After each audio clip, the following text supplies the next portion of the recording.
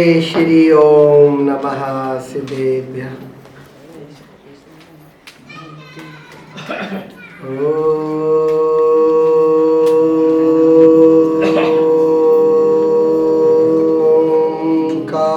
ओंकारं बिंदु संयुक्तं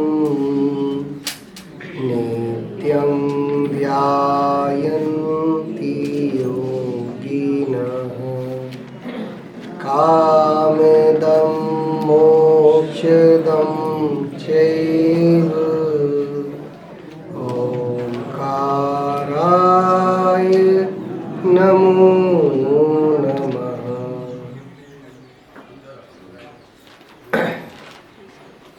वीतरागी देव शास्त्र गुरु के चरणों में बारंबार नमस्कार हो। ओम नमः सिद्धम, ओम नमः सिद्धम, ओम नमः।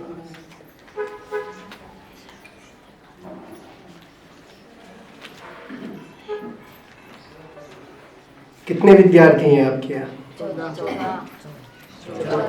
14। लगभग सभी हैं। बहुत बढ़िया।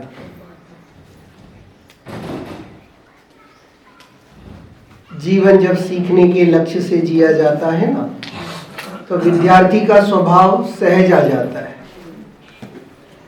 ये तो अवस्था विशेष से विद्यार्थी हैं। हम सब भी अपने जीवन में विद्यार्थी पने को कहीं ना कहीं धारते हैं, और ये सीखने की ललक हमारे उस विद्यार्थी पने को सदा काल प्रशस्त करेगी। आज भी क्या कर रहे हैं हम? सीख ही रहे हैं ना।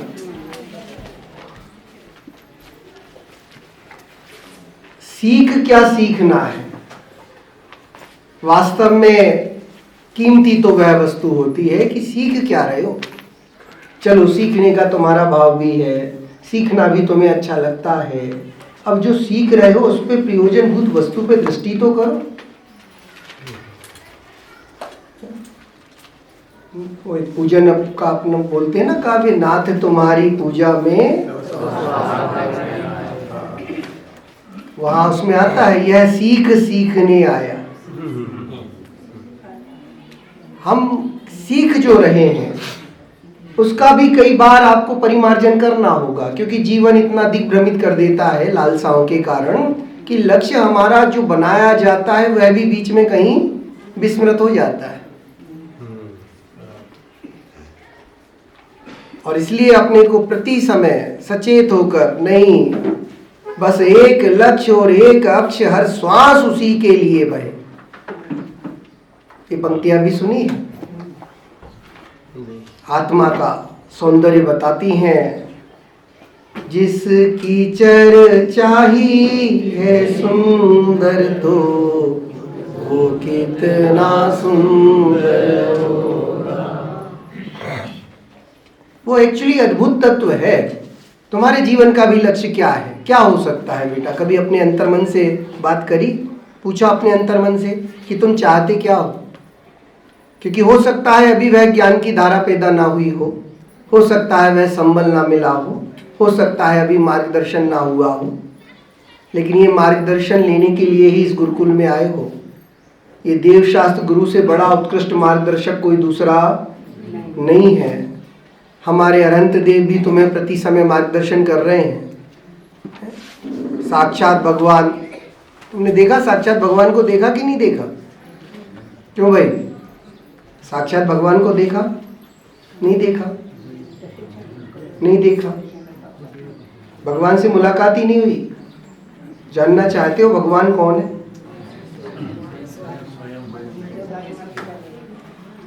उसी का अनुभव करने के लिए जीवन का लक्ष्य है। और जहां पर तुम, यहाँ प्रतिमा क्या है? प्रतिमा क्या है? मेरा अपना आत्म स्वरूप है ना। क्या बोलते हैं हम? ऐसी सुंदर जिन प्रतिमा है, कैसा सुंदर है जिन रूप। बोलते हो ना। क्या ये बातें सिर्फ बोलने तक सीमित रखना है? जीवन को लक्ष्य दो बेटा। जीवन जो बहुत कीमती है, मनुष्य भाव जो बहुत दुर्लभता से मिलता है। दौलतराम जी, यह मानुष पर्याय सुकुल और सुनी वो जिनवाणी। ये विधि गए न मिले सुमणि ज्यो उदधि समानी। क्या ये मनुष्य भव ऐसे ही व्यर्थ जाने देना है कि इसको सार्थकता देना है? सार्थकता के लिए तुम्हें क्या सार्थकता जीवन की नजर आती है? हम अपने जीवन को कैसे सार्थक बना सकते हैं? कभी विचार किया इस बात पे? करना बेटा, विचार करना। ये जीवन सार्थक बनाने के लिए है और जीवन की सार्थकता सम्यक दर्शन की उपलब्धि में है। जीवन को सार्थक कैसे बनाया जाए, कभी भी इसका उत्तर भी याद रखना। अभी रट के याद रखो, बाद में समझ के करना। जीवन की सार्थकता किसमें? सम्यक दर्शन को उपलब्ध करने में। सम्यक दर्शन का नाम सुन के क्या नजर आता है तुम्हें? सम्यक दर्शन यानी क्या? साधन है भेद ज्ञान। सम्यक दर्शन यानी क्या?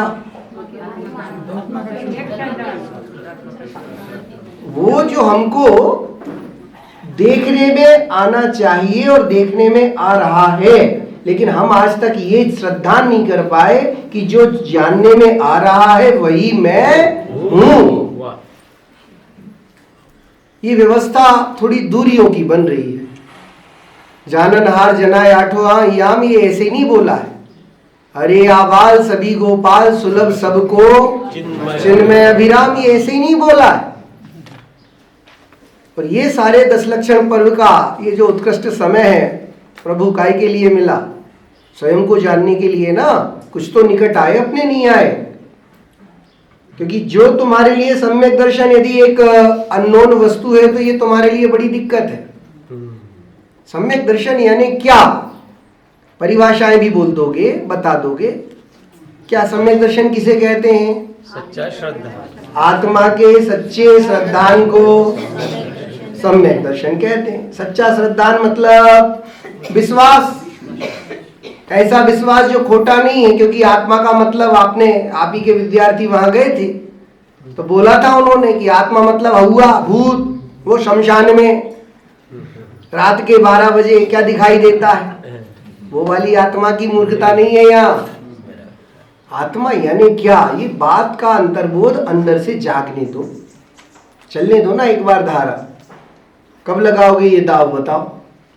क्योंकि जो जानने योग्य क्षमता है वो पहले तो देख लो साधन। क्योंकि मैं बच्चों से कहूँ बेटा यहाँ गड्ढा करना, तो इतना कहने मात्र से भी काम नहीं बनेगा वेलुकर जी। क्योंकि उनको साधन चाहिए। ऐसे तुम भी यदि सम्यक दर्शन की बात करते हो, सुनते हो, तो साधनों का भी तुम्हें बिल्कुल ख्याति है कि नहीं है? कैसे मिले मुझे सम्यक दर्शन? आत्मा का श्रद्धान। आत्मा चाहिए कि आत्मा का श्रद्धान चाहिए? आत्मा है क्या तुम्हारे पास? नहीं है। Who is आत्मा? कौन? मैं कौन हूं? मैं ज्ञानानंद स्वभावियों की स्तुति आती है ना बेटा, वो अपना इंट्रोडक्शन है। कभी कोई तुमसे पूछे हु आर यू, मैं ज्ञानानंद, मैं हूं अपने में, पूरा इंट्रोडक्शन है अपना खुद का। पहचान क्यों नहीं हो रही? मैं बाधक तत्व की तरफ तुम्हारी दृष्टि कराना चाहता हूं और साधनों पे दृष्टि ले जाना चाहता हूं। साधन है कि नहीं है हमारे पास? हाँ है। क्या साधन है आपके पास? आत्मा, 5 इंद्रियां आपके पास है ना, उनसे पकड़ में आता है? नहीं। 5 इंद्री के धारक को आत्मा पकड़ में आता है? नहीं।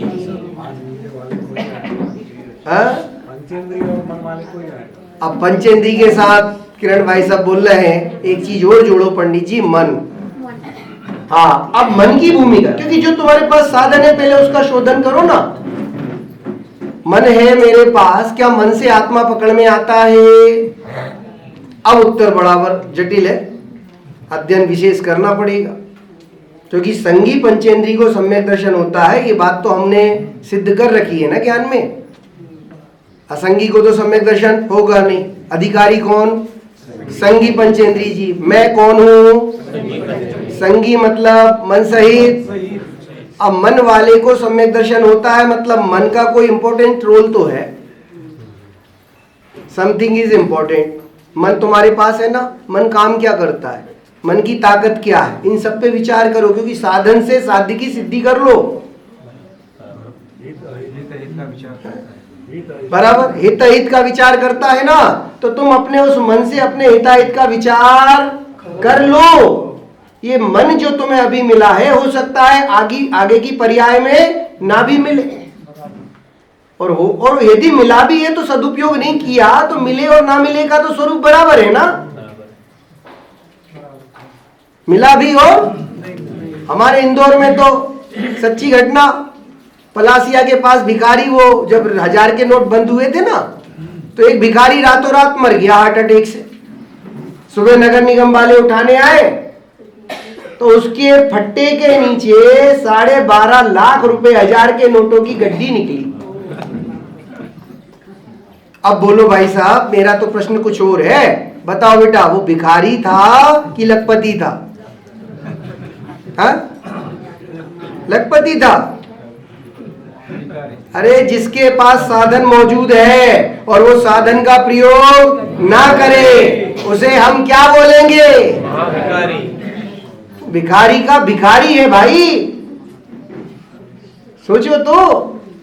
अब बोलो, तुम मन संगी पंचेंद्री हो ना, यदि तुमने अपने मन का उपयोग नहीं किया, मन तो तुम्हें मिला है, लेकिन यदि मन का उपयोग नहीं किया तो भाई साहब कैसे जिनवाणी मां तुम्हें सैनी पंचेंद्री की पदवी देगी?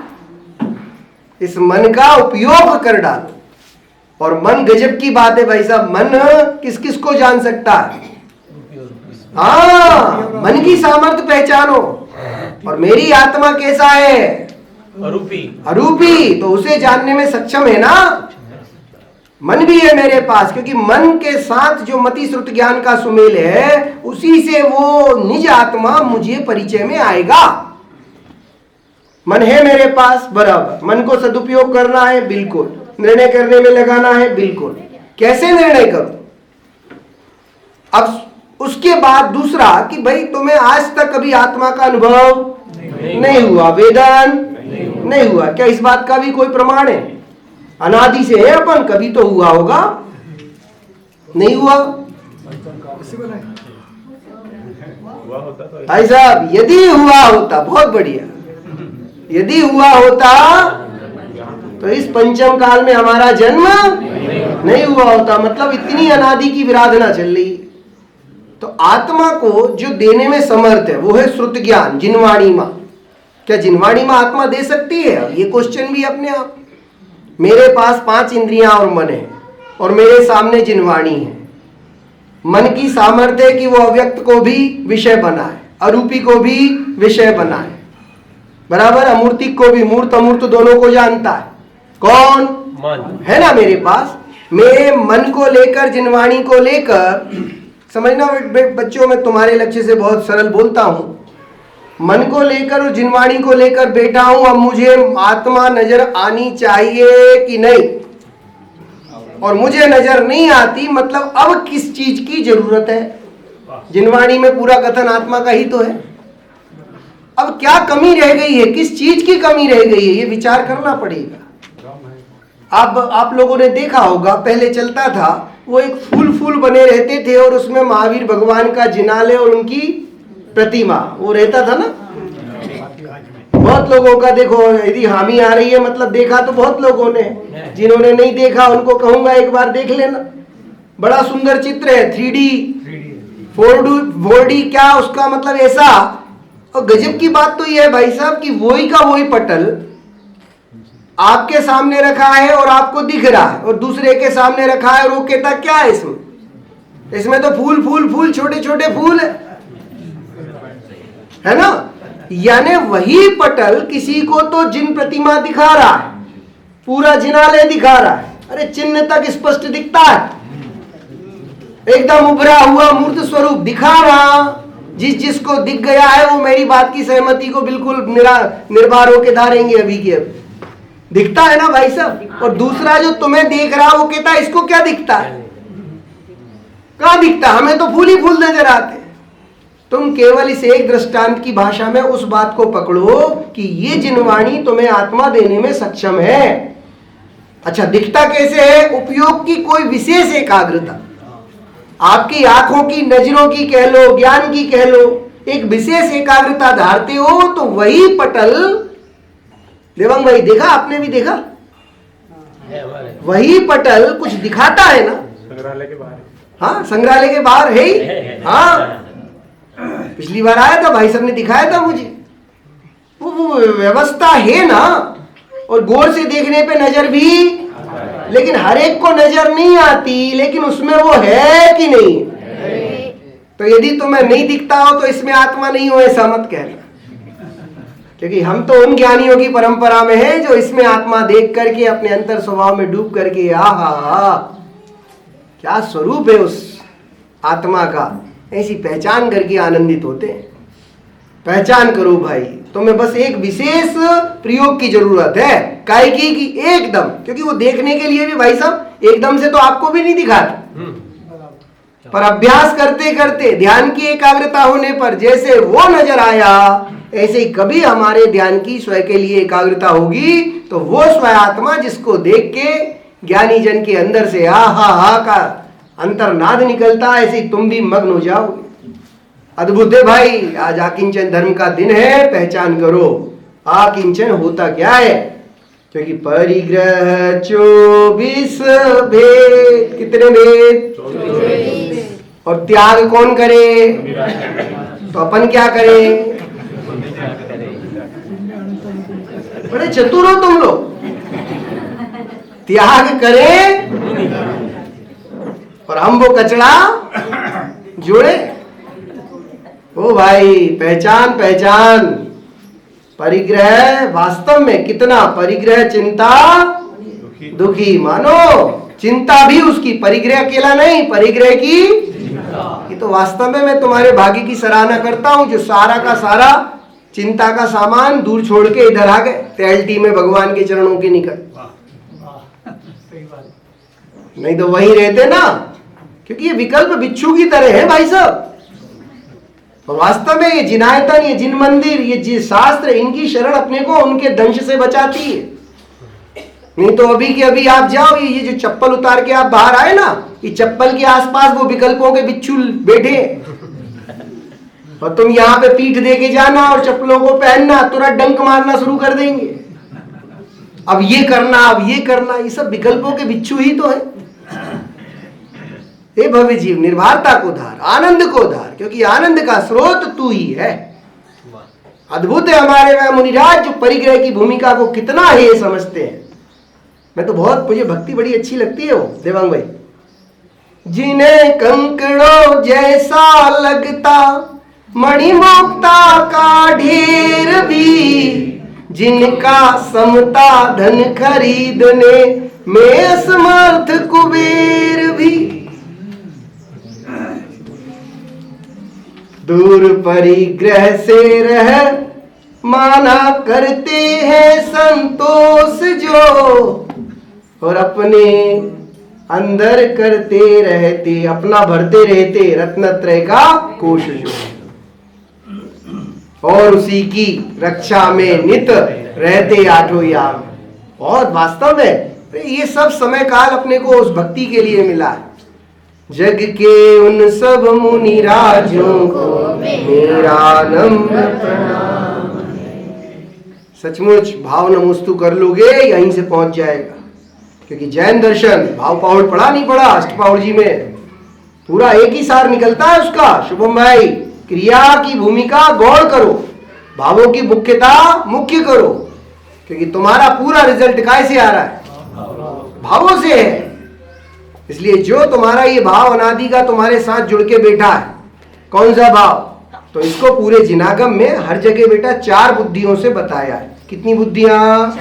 4। एकत्व, ममत्व, कर्तृत्व और भोक्तृत्व। और बहुत मेहनत लगी आचार्यों को ये समझाने, क्योंकि जो ये परद्रव्य अपना है ना, इसके अंदर रहते रहते हम तो इतनी मूर्खता में उलझ गए थे कि यही परद्रव्य मैं हूं, यही मैं हूं, और कुछ मैं हूं ही नहीं। बोलो, शरीर की भूमिका से अपने आप को नापते हुए अपने को, कितने साल के हो तुम?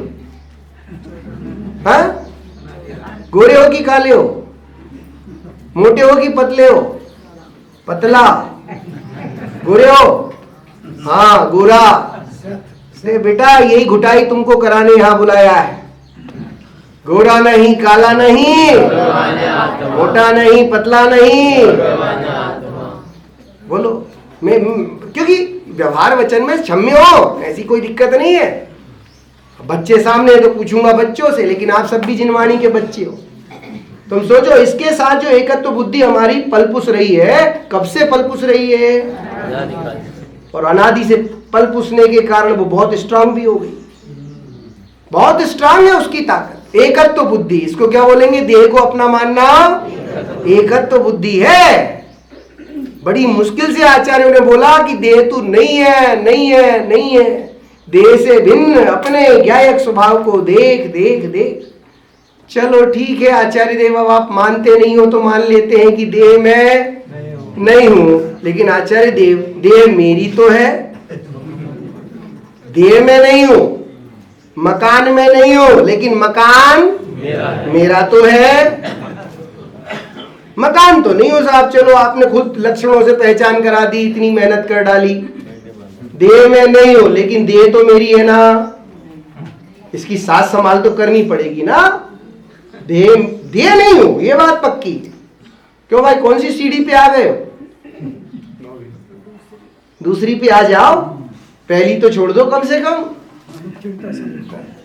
कहते आए हो जहां देह, कहने वाली बातें तुम्हारी, कहने वाली बातें तुम्हारे अंदर तक पहुंची कि नहीं, मैं तो इस बात का आपको एहसास कराने आया हूं, और आप सब अपने अपने एहसास को खुद धारते हो। मेरे पास ऐसा कोई पैरामीटर नहीं है कि मैं तुम्हें टेम्परेचर जैसा लगाऊं और तुम्हारा बता दूं। कोरोना के टाइम पे वो अच्छे आ गए थे इंस्ट्रूमेंट, दूर से ही देख लेते थे कितना टेम्परेचर है। काश ऐसा ही कोई इंस्ट्रूमेंट बन पाता तो हम भी बता पाते, लेकिन वो सारे के सारे नापने वाले तुम स्वयं हो। देह में नहीं हूं का भाव गहरा करना, नहीं हो तो और गहरा करना कम से कम। लेकिन ये दूसरा भाव भी बड़ा खतरनाक है। इस देह मेरी है, इसका नाम ममत्व बुद्धि। क्या नाम है इसका बेटा? एकत्व के बाद ममत्व बुद्धि। अच्छा, तो मतलब ये देह भी मेरी नहीं है। अब हालांकि प्रूव करने में बहुत सारी ताकत लगाता मैं, लेकिन समय अभाव है ना, तो शॉर्टकट में समझ लो। और तुम यदि उस सीढ़ी पे ऊपर आ चुके हो तो मैं तो कहूंगा शाबाश, इतना किया तो शाबाश, बहुत अच्छा। देह मैं नहीं, देह मेरी नहीं। लेकिन अब ये लगता है चलो पंडित जी, देह भी मैं नहीं, देह मेरी नहीं, लेकिन इसका करना धरना तो, क्योंकि नहीं खिलाऊंगा तो दुबली हो जाएगी और खिलाऊंगा तो मोटी हो जाएगी, बराबर ना। हाइजेनिक वातावरण में रहूंगा तो स्वस्थ रहूंगा, और अनहाइजेनिक में चला गया तो बीमार पड़ जाऊंगा, बराबर ना। क्यों भाई साहब? सत्य को पहचानो, देखो बहुत ईमानदारी से क्या चल रहा है। मैं प्रत्यक्ष देख रहा हूं कि मैं कितना ही से अच्छा खिलाऊं, अच्छे से अच्छा पहनाऊं, ओढ़ाऊं, प्यार से सुलाऊं, लेकिन फिर भी ये मेरी आज्ञा में चलती नहीं है। जरा सा भी इसका बोलो, रंच मात्र भी इसका सनत चक्रवर्ती जी अपन करता है। सनित भाई, रंच मात्र नहीं, रंच मात्र नहीं। ये कितनी, मतलब इस बात को अपने अंदर में पहुंचाने के लिए तुम्हें भी ताकत लगानी पड़ेगी। आचार्यों ने तो पूरा आगम ज्ञान झोंक दिया। कर्तृत्व बुद्धि, देह का कर्ता मैं हूं, इस बुद्धि का नाम कर्तृत्व बुद्धि। समझ में आया ना? तीन बुद्धियां, एकत्व बुद्धि देह में नहीं, ममत्व बुद्धि देह मेरा नहीं, और कर्तृत्व बुद्धि इसका कर्ता धर्ता भी मैं नहीं। थे हमारे मित्र थे, बहुत जिम जाते थे, बॉडी शॉडी बना के आ गए, मुझसे कहते हैं पंडित जी आप कहते हो देह का कर्ता मैं नहीं, देखो। मैंने कहा बहुत बढ़िया भाई, अब क्या बोलूं उसे, क्योंकि निमित्त नैमित्तिक संबंध से एक कार्य घट गया तो उसने क्या मान्यता बना ली। और ऐसा ऐसा कितनी बार होता है बताओ। अरे भैया ये कर्ता बुद्धि बहुत खतरनाक है। समझ में आया ना? क्या नाम है आपका? अरिहंत। अरे अरहंत तो ऐसा बोलेंगे नहीं, चलो ठीक है। पर अरहंत पानी की कब गिरेगा? अरहंत पानी गिरना बंद हो गया ना, कब गिरेगा है? नहीं पता। पर अरहंत कह रहा है कि 11 बजे पानी गिरेगा। अरहंत अनुमान लगा के कह दे कि पानी कितने बजे गिरेगा? और पानी 11 बजे गिर जाए, गिरना शुरू हो जाए, क्यों जी? आप सबको क्या लगेगा? अरंत ने बोला था। फिर हम अरंत के पास जाएंगे, अरंत तुम्हें क्या लग रहा, पानी तुम्हारे कहने से गिरा है ना? कह रहा नहीं, अभी मेरी मान्यता नहीं बनी, पानी तो गिरा साहब, मैंने तो कह ही दिया था, तुक्का लग गया तो गिर गया। लेकिन अब अरंत बताओ, ऐसे ही बताओ कि पानी अब कब गिरेगा? अब अरंत बोल रहे 3 बजे, और 3 बजे घड़ी के कांटे पहुंचे और पानी टप टप गिरना शुरू। अब बोलो अरंत, पानी तुम्हारे कहने से गिर रहा है कि नहीं? अभी भी नहीं गिर रहा, चलो ठीक है, लेकिन यहां तुम्हारी ख्याति बढ़ जाएगी भाई। हाँ, फिर से हम अरंत के पास पहुंचे और अरंत से पूछा, अरंत भाई 3 बजे 12, आपने 11 बजे कहा पानी गिरा, 3 बजे कहा पानी गिरा, अब कब गिरेगा? अरंत कहता, भाई देखो, मुझे अभी तक तो डाउट है कि मेरे कहने से गिरता है कि नहीं, लेकिन अब मुझे लगता है 7 बजे गिरेगा। और भाई साहब क्या होने वाला है? अरे 7 बजते हैं और पानी, क्यों अरंत? अब बोलो, है? क्या लग रहा है बेटा? अरे दुनिया, समझ में आया ना? और ऐसा यदि और 10 बार हो जाए तो अब मेरे जैसे 1000 मनीष शास्त्री भी आके खड़े होके अरंत से बोले ना कि अरंत जी आपके कहने से पानी नहीं गिरता, पर अरंत को ये बात पचाना बहुत मुश्किल हो जाए। क्योंकि देखो साहब, 1 बार होता, 2 बार होता, 3 बार होता, 4 बार होता, लेकिन यहां तो सोचो सोचो, तुम्हारे कर्तापने की बुद्धि के ऊपर प्लास्टर कितना ताकतवर ऐसे होता है। देखो ये हाथ है ना मेरा, मैंने ऊपर उठा लिया, ये हाथ मैंने नीचे कर दिया, ये हाथ मैंने ऊपर उठा लिया। जब बोलो तब मेरा हाथ मैं ऊपर नीचे उठा सकता हूं, बोलो इसका मैं करता हूं कि नहीं हूं? है क्या बात कर? क्योंकि तुम जो कहते हो उसे मानते भी हो कि नहीं? या बात वो है मान्यता की बात, ये घड़ी सही है कि ये घड़ी सही है? 5 मिनट का डिफरेंस है, प्रभु बता देना है, ये तो 9:30 बोल दी, वो सही है। तो भाई कर्ता बुद्धि की मान्यता भी बड़ी डेंजर है, और ऐसी पुष्ट होती जा रही है भाई साहब दिन पे दिन। क्योंकि वास्तव में तो मैं करता हूं नहीं, लेकिन मुझे क्या भ्रांति हो रही है? कर्ता में हूं। ओहो, क्या मूर्खता चल रही है दुनिया में। इस कर्तृत्व बुद्धि को मिटाने में भी आचार्यों को बहुत हथौड़े चलाने पड़े शुभम जी, तब जाके वो थोड़ी सी परत पे दरार पड़ी। और फिर लास्ट में आने वाली बुद्धि कौन सी? ओहो, अब इसकी तो मैं बात ही क्या करूं। क्योंकि भैया जो भी है, चलो पंडित जी आपकी एक बात मानी, देह में नहीं हूं, देह मेरी नहीं है, देह का कर्ता धर्ता भी मैं, लेकिन भाई साहब शरीर को ठंड लगेगी तो मुझे तो ठंड लगती है, शरीर को गर्मी लगी तो मुझे तो गर्मी, तो देह को जो भी भोग हो रहा है वो सारा उसका भोगता तो, क्योंकि भोगता तो मैं हूं ना। यहां तक आके तुम्हारी मिथ्यात्व की मलिनता को धोना है प्रभु। और इसी के लिए मैं सच कहूं, कहां कहां अटके हैं अपन, सब अपने अपने पैरामीटर से नाप लेना, किसका टेम्परेचर कितना चल रहा है। समझ में आया ना? एकत्व, ममत्व, कर्तृत्व और इन 4 बुद्धियों को जैसे हो सके अपने जीवन से थोड़ा दूर करो, करने की पूरी ताकत लगाओ। ये मन इसके लिए मिला है, समझ में आया ना? और मैंने कह दिया कि आत्मा का दर्शन कोई कठिन नहीं है। और गजब की बात तो ये है, वो जो अपना होता है ना, उसमें यदि एक बार दिख जाए वो जिनालय और प्रतिमा, तो क्यों बेटा दूसरी बार देखने में? हाँ, गजब की बात है। दूसरी बार, तीसरी बार और रोज रोज देखने की आदत पड़ जाए तो क्या सौंदर्य है ये व्यवस्था का। कठिन नहीं है, लेकिन अभी तक तूने ऐसा अभ्यास किया नहीं है। ए भाई, अपने निज मंदिर के अंदर अपनी जिन प्रतिमा को विराजमान कर, वो निज चैतन्य प्रभु तुझे बुला रहे हैं, आवाज दे रहे हैं, आओ आओ आओ जिन मंदिर में आओ। जिन मंदिर इसके लिए बने, जिन देशना है, तो भगवान साक्षात देखे कि नहीं देखे हैं? नहीं देखे हो तो आज देखना वो वहां बैठे हैं। क्योंकि मैं भगवान का दूसरे तरीके से निरूपण करूं तो इन बच्चों को बड़ी कौतूहलता होगी। ऐसा व्यक्ति तुमने देखा जिसने अभी तक कुछ भी नहीं खाया हजारों सालों से, जो पानी नहीं पीता है, जिसे भूख प्यास नहीं लगती? 18 दोषों के नाम पता है? भूख प्यास बीमारी बुढ़ापा जन्म मरण भय राग द्वेष रोग शोक चिंता मद अचरज निद्रा अरति खेद अरुस्वे। ये 18 दोषों के नाम हो जाते हैं। चिंता नहीं करना, मैं तो तुम्हें और भी सरल टेक्निक दे दूंगा। मेरे पास तो करणानी योग को अच्छे से समझने की विधियां, क्योंकि सोचते सोचते कि जो कठिन लगता है वो सरल कैसे बने, और कठिन कुछ नहीं।